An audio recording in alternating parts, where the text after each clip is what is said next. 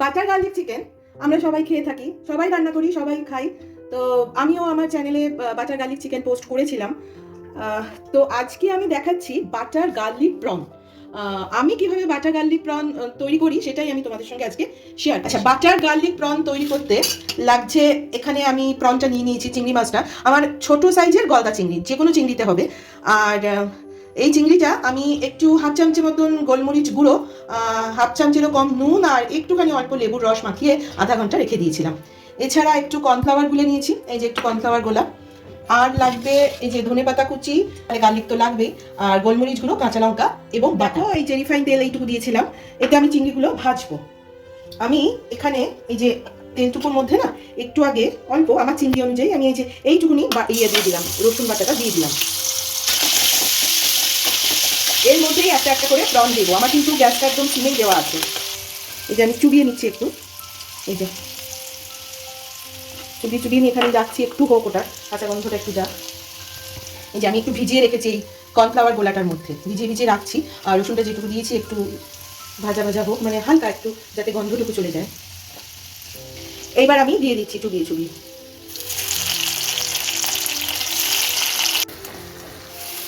যে আমার ভাজা হয়ে গেছে, চিংড়িগুলো আমি তুলে নিচ্ছি। বাটারটা দিয়ে দিয়েছি।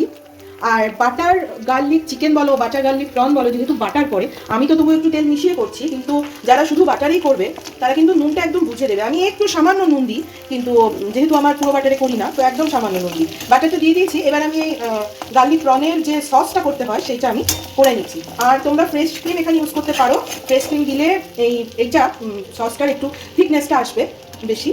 তো আমি ইউজ করিনি আর কি। ঠিক আছে, এবার আমি রসুনটা গার্লিকটা দিয়ে দিই।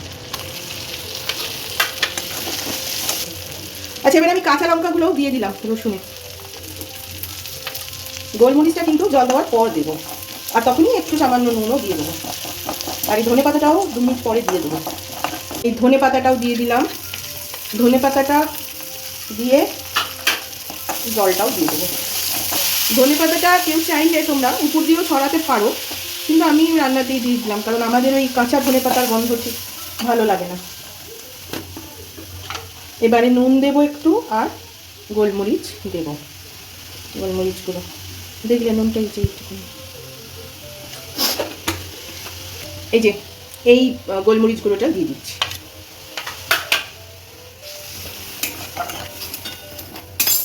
এই যে এই অবস্থায় আমি এবার চিংড়িগুলোকে দিয়ে দিচ্ছি। দেখো আমার এইটুকুনি বাটার গার্লিক প্রন হয়েছে, এটা হয়ে গেছে। এবার আমি নামিয়ে নিচ্ছি এটা। এই হলো আমার বাটার গার্লিক প্রন। আমি উপরে আর একটু সামান্য বাটার দিয়ে দিয়েছি। আর তোমাদের যদি মনে হয় গ্রেভিটা অনেক আছে, সেটা কিন্তু নয়, গ্রেভিটা কিন্তু টেনে নেবে। আমার এই রেসিপিটা যদি তোমাদের পছন্দ হয়ে থাকে, ভালো লেগে থাকে, তাহলে আমার চ্যানেলটাকে সাবস্ক্রাইব করে ভিডিওটা একটু লাইক ও শেয়ার করে দিও। আর কমেন্টে অবশ্যই লিখো যে কেমন হলো বা কেমন লাগলো, তোমরা করে খেয়েও দেখতে পারো।